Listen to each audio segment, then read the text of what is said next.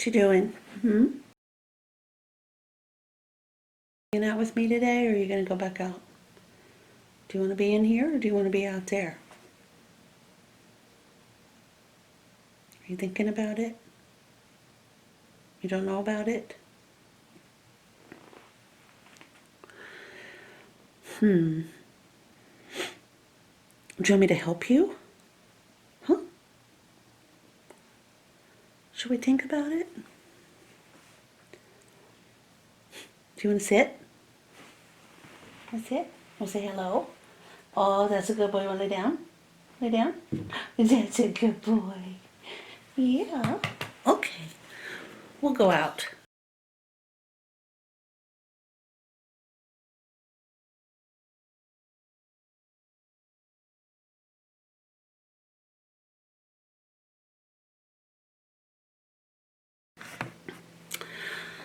Okay, guys, so yesterday was sort of one of those weird days. I went shopping with my youngest daughter. We went to Joann Fabrics. I made 2 face masks for my sister out of the fabric. If you have followed me very long, you know that I made her a McCall's jacket, really cute jacket out of this fabric. I'll put a picture of the pattern up. But she has a few masks, and the one that I think I made it out of a different horse print fabric she needed to replace that one. Just leave it at that. So anyway, I made her 2 more that I'm going to send. But anyway, so I was in the middle of doing a video yesterday, and then we left for our shopping trip. It's fun to go shopping, but I didn't get back in time to finish up with what we were doing on the smocking. But I worked on it this morning, and I've got 2 hearts done. If you recall, we're doing trellis up, trellis down, and we're forming these sort of trellisy hearts. And then we'll work on, maybe I'll demo one more, get this done, and then we'll add some embellishment, and then I'll show you how blocking can work with your smocked inserts like this one. And if you've been noticing the Shape and Press, Heirloom Stitchers Shape and Press Bishop and Collar Guide by June Taylor, I've had this for millennia. I swear I have. I love it because it is such a multifunctioning notion that you can have. You can press on it. You can work on it, as I've been doing. You can use it to put pins, which clearly you would need to do if you were blocking this. I only use glass head pins for this because I would be pressing on this. So it's quite thick. If you've never seen one, let me move this out and I'll show you on the other side. So on this side we have the Bishop that we've talked about before. That is very helpful. And then on the other side, if you are doing lace shaping, you have your lace shaping guide here. This was the one that I kept in the shop that was used over and over again. It was scorched. These are fingerprints over here. I don't know if you can see this. Just filthy fingerprints. I don't know who picked it up with what kind of dirty hands. But I am going to try to clean it. And I will do a video of that process. I think if I use like baking soda maybe and vinegar, I might be able to remove some of this. But I'm not going to use the lace shaping side until I get it cleaned up.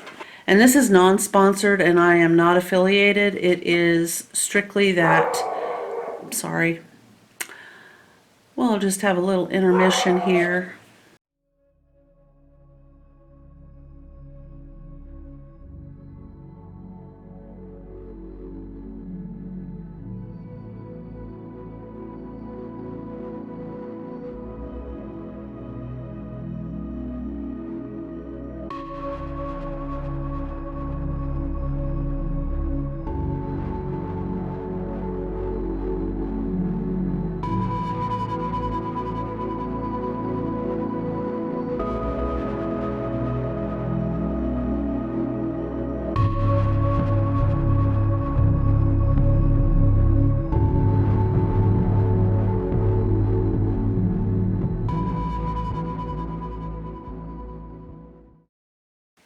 Intermission over.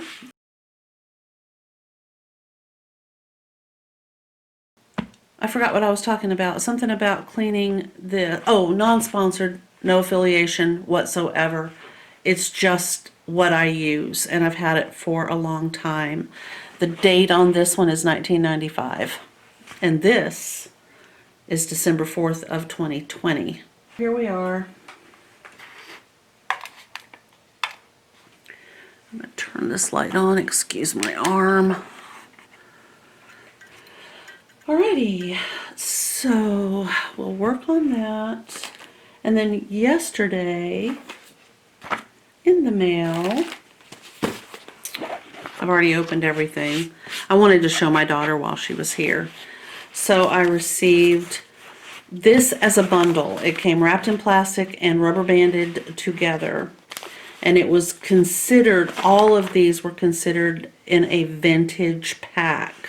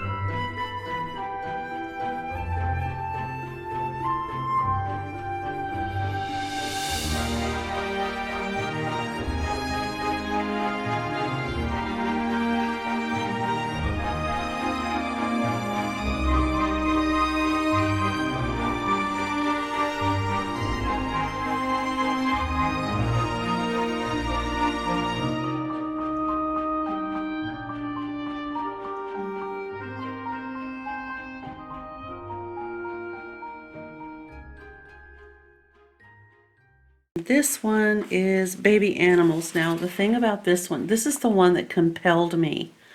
I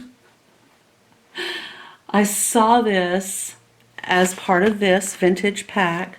There were several vintage packs. Most of them were floral designs and ladies in long dresses and things like that. This one, when I saw this, I was determined that I would have this, because who can resist a puppy with bangs? I was dying. Okay, and then here we have this little duck with bangs, little sheep, or baby lamb, I guess, with bangs, kitten, bangs, bunny rabbit, you got it, bangs. But it's the puppy. I don't even know. So anyway, I'm trying really hard not to laugh real hard right now. But what's that?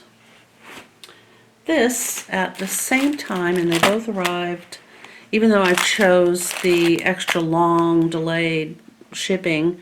I think I ordered them on Monday and they arrived yesterday. So this is what you get. And this is the same package of embroidery floss that I had ordered that I've been raving about how soft it is. As you can see, the little wrapper is the same. So I am going to go ahead and open it and pop it in my, pop it in the plastic bin because I want access to the grays.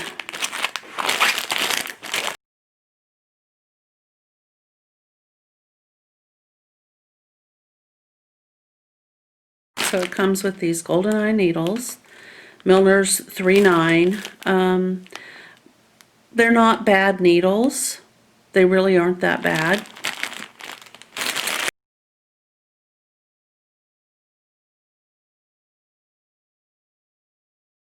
And this is the extra pack that I was talking about in the other video. And again, non-sponsored, no affiliation. I don't even know where this floss comes from. I just know that I love it. It feels like, I'm going to try to compare. Okay, since they're the same, I don't know how to describe this feeling. It's like the best, softest, brushed, silky cotton that you could ever get your hands on, basically. It's way softer and has more silky texture than DMC does. So this was the same pack that I got in the last batch that was like a little extra, and it has the gray that I'm using on the sheep that I'm currently embroidering. And again, I'm just gonna go ahead and, oh yeah, there we go. I don't know what it is, but this is so soft. I love it.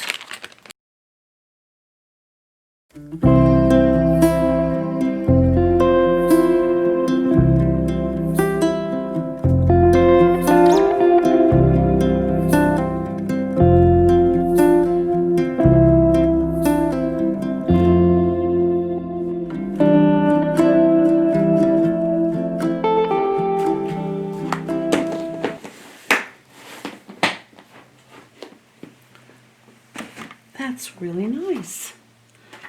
All right, so I'm going to try to give this a go.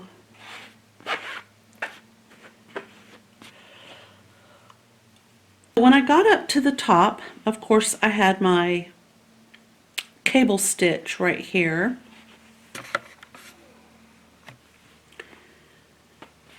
And my floss is down, so we all know by now that I have to put the floss up if I'm going to needle down, like so.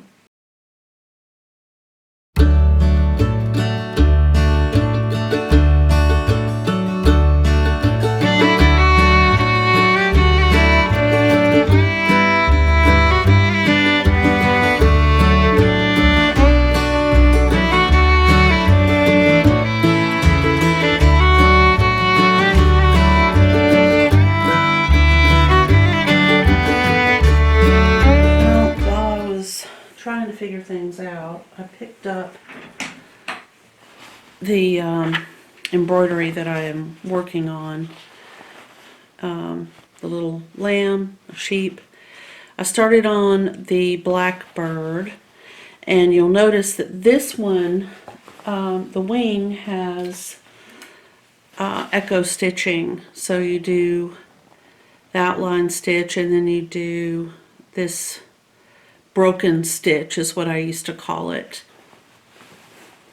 That's coming right along, and the other one, there'll be a set of these if I can get them done.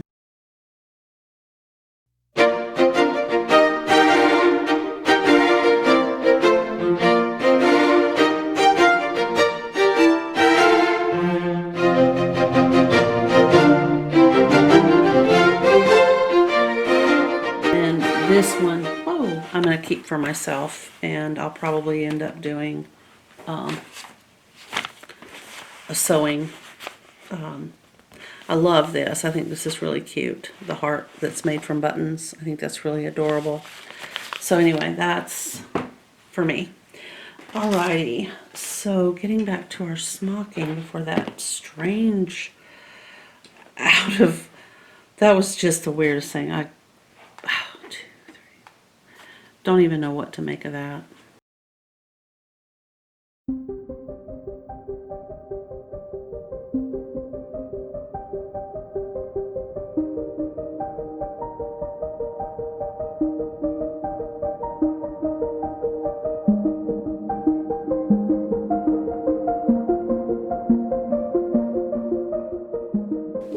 So weird.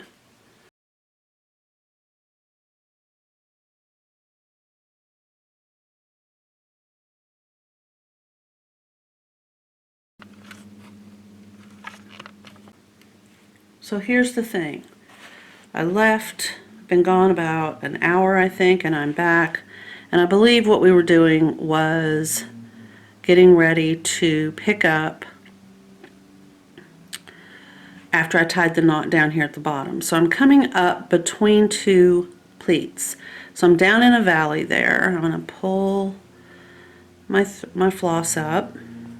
It's got a knot on the bottom. I haven't really been wanting to do that, but this floss came pre-knotted.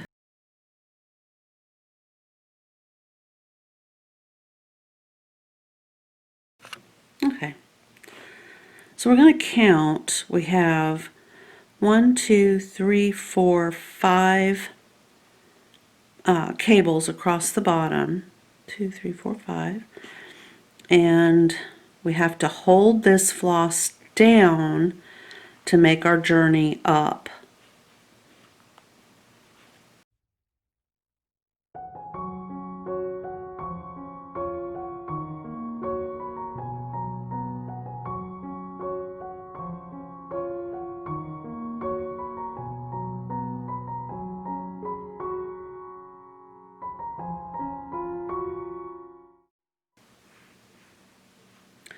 Okay, so right there on this side of that cable stitch, I'm taking my last trellis right there, and then I don't mind at all. This floss is going to stay up. That's fine. I'm just going to take a cable, and it's going to stack right underneath that cable that I had already made on the top. So there's 2 cables stacked on top of each other. And I have 3 smocked hearts using a trellis stitch. Like so. Think about how we want to embellish the smocking that we have right here. Let's look at floss colors. We've got a pale blue, a pale green, and a pink. So maybe a purple.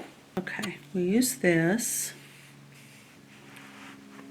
Now the thing about doing embellishing stitches with your smocking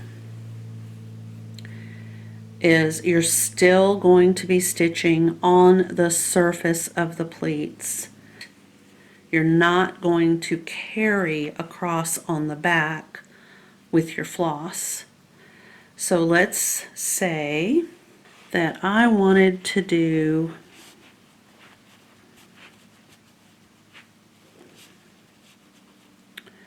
a little flower right in the middle of these diamonds. Go ahead and pull. All right, so I've got that little knot tied, and now I'm going to come up right between, on top of my pleating thread, right between the 2 pleats, and I'm going to do a, maybe I'll do a French knot.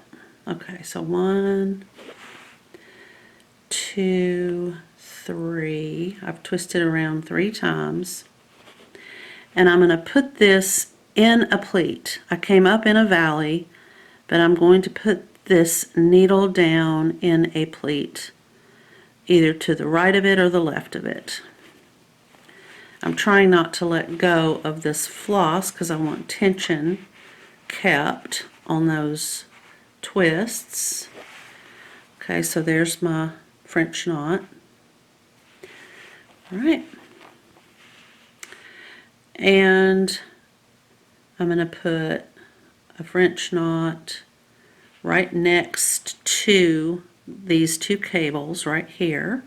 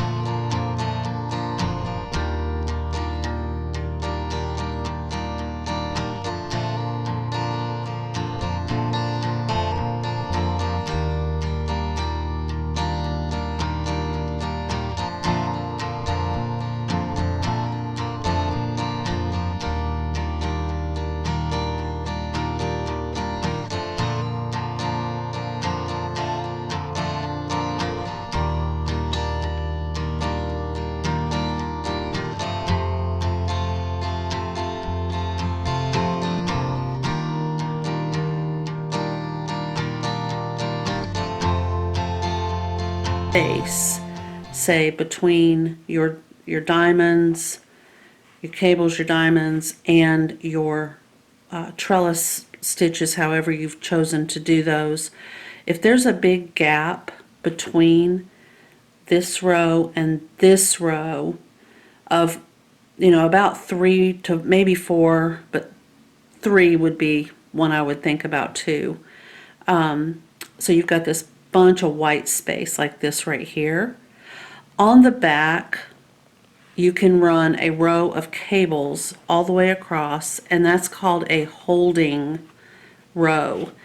And what it does is it helps keep your pleats from becoming misshapen on the front, so that on the front they all look the same, even though there may not be a whole bunch of stitching on the front.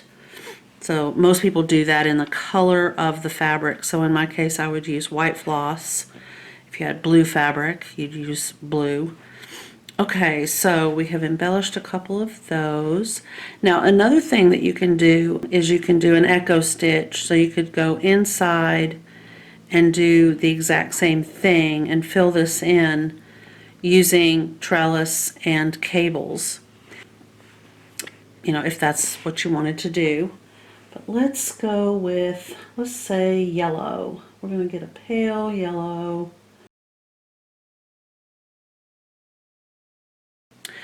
Okay, so I'm going to come up right in the middle on the top of that pleat, right there in the middle.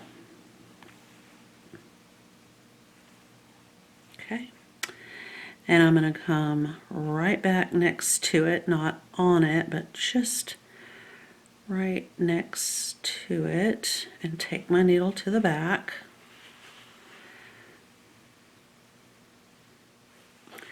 And I'm going to come up 3, no more than 3 pleats right on top of that plate.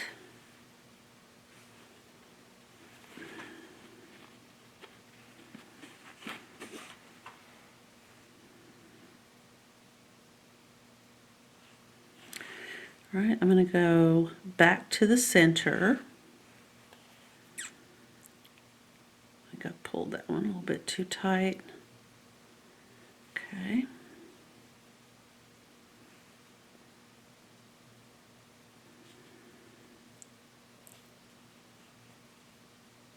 And back to the center once again.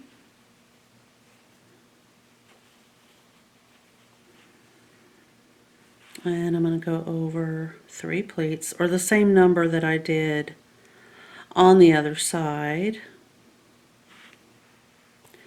I'm going to catch the loop.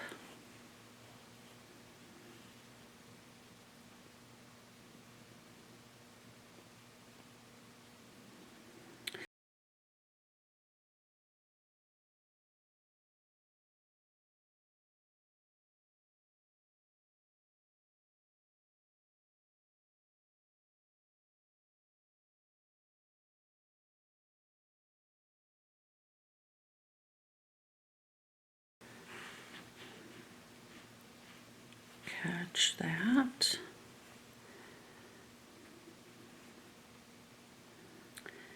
And at this point, I would tie this off.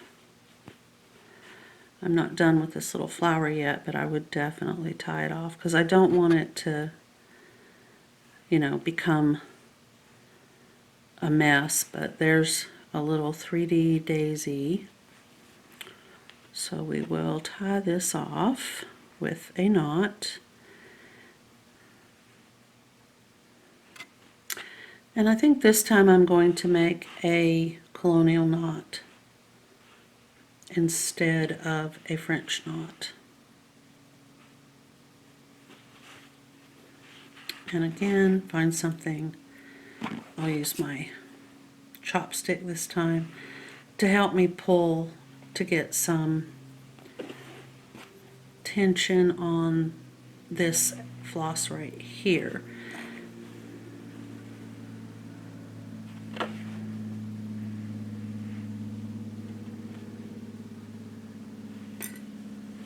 Okay, so there's our little daisy, and you could do that all the way across if you wanted to.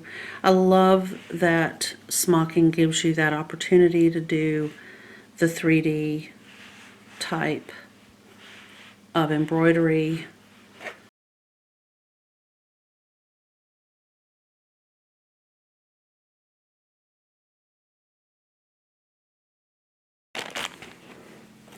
I'm trying so hard to get everything organized. Oh my goodness. Pray tell would this be? Okay, so this is the pattern. It is Easy McCall 7526, and I made view C out of an actual vintage corduroy print that had little tiny daisies all over it. We used huge buttons down the front. It was really cute, very casual. She can wear it so many different ways. It's just adorable. My oldest daughter has indicated that she is interested in using art gallery fabrics to make the same. She may change her mind. I know she got it in the mail. It arrived a few days ago. You know, she may choose one of these other versions. I think any of them would be beautiful in any fabric. They're very cute. So, here's the thing. View C, I have made a mock-up for my youngest daughter. What I can do with this, I have the waistband, the back, and the two front pieces. When I'm cutting this out, I need the waistband, the back, and one front. And of course this front, I would have to flip it over. So I made myself that note, flip this mock-up over. This is the facing where the buttonholes go, right here. Everything looks pretty good. So, what we have decided to do is make this skirt exactly as it is with a couple of tweaks. We're going to lengthen it to about right here, just above the ankle. So there's my thread. This is velvet ribbon.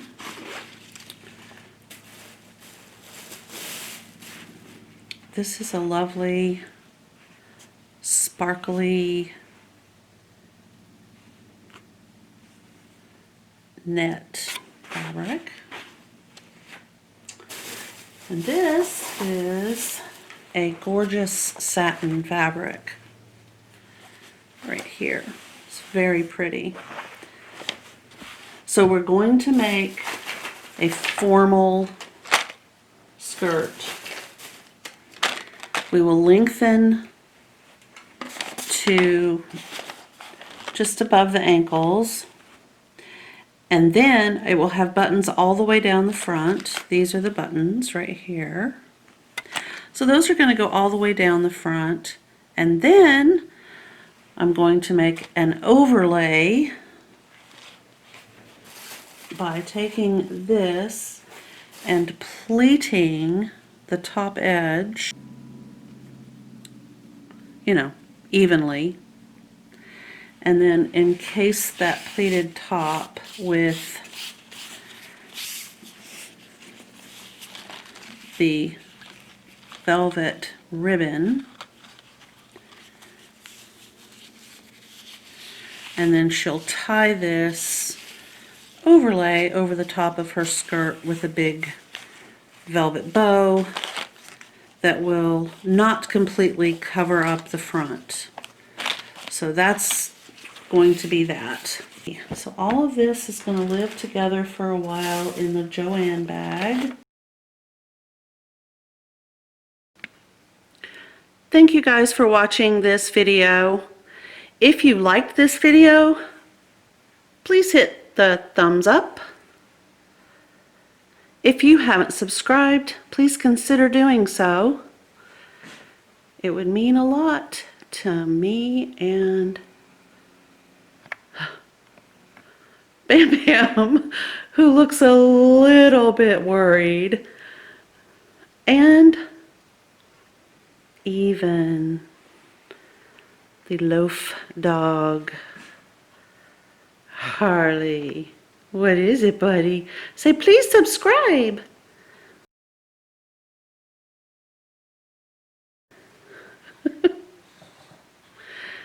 So Bam Bam, Harley, and I will see you guys in the next video. Thank you for watching. Bye.